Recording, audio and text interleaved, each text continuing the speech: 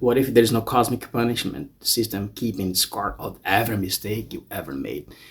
Think about it. The universe isn't divided into the good and evil. It's made of experiences, actions, and reactions. Some experiences feel good, some feel bad, but that doesn't mean you are being punished.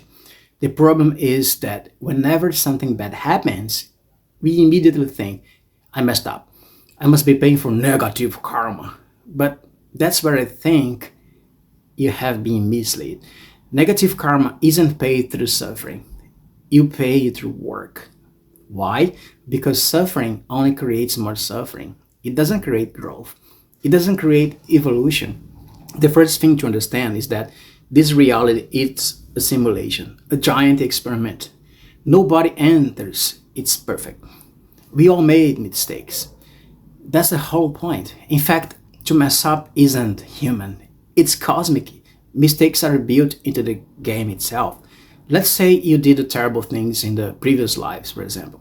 Once you recognize those mistakes, the solution isn't to suffer for them. The solution is to create balance by doing good, helping others, helping animals, helping nature, and contributing in a positive way. And here's something most people never consider. You don't have to reincarnate to do that. You can continue that work in afterlife. What really pulls people back into the reincarnation cycle is the guilt and fear. Those are chains that keep consciousness trapped in samsara wheel. The moment we stop looking at your mistakes as unforgivable sins and start seeing them as lessons from a cosmic experiment, guilt begins to lose its power. Fear begins to lose its power. That's the first real step toward freedom, toward enlightenment.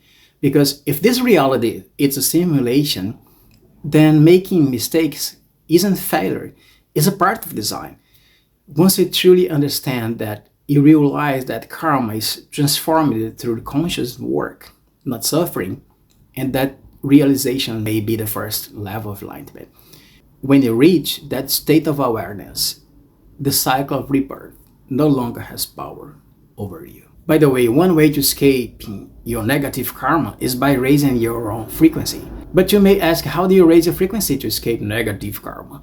Well, the answer to that is different from each person. It really depends on what spiritual level you were at before being born here. For most people, keeping good feelings in their heart, like forgiveness, compassion, and learning to forgive both others and themselves might already be enough to achieve their goals in this lifetime. Some of them may still be allowed to keep certain addictions. For others, though, besides keeping a good heart and positive energy, they will also need to let go of certain addictions to raise that vibration. For some, could mean quitting cigarettes, for others, alcohol, for others, drugs. Again, the higher your spiritual level was before coming here, the more may be required from you this lifetime. Some people may need to quit all substances and addictions completely in order to fully align with their purpose, including quitting porn and masturbation. I'm not saying that they can't have sex. I mean, they may choose only experience real intimacy instead of using those things as form of mental escape, since that can lower their vibration. For some people, having a good heart and quitting addictions still won't be enough. They may also need a strong meditation practice to raise their frequency properly.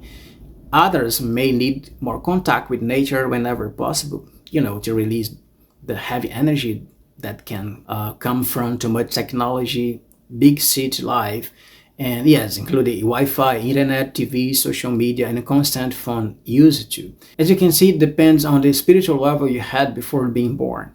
This is exactly what I explained in my video about the portals 1111, 1212, and 1313. These stellar portals each have different requirements to allow you return to your cosmic home after Earth. For example, someone who came through the portal 1111 will not have the same requirements as someone who came through the portal 1313, which I associate with the serious and a much higher level of spiritual discipline.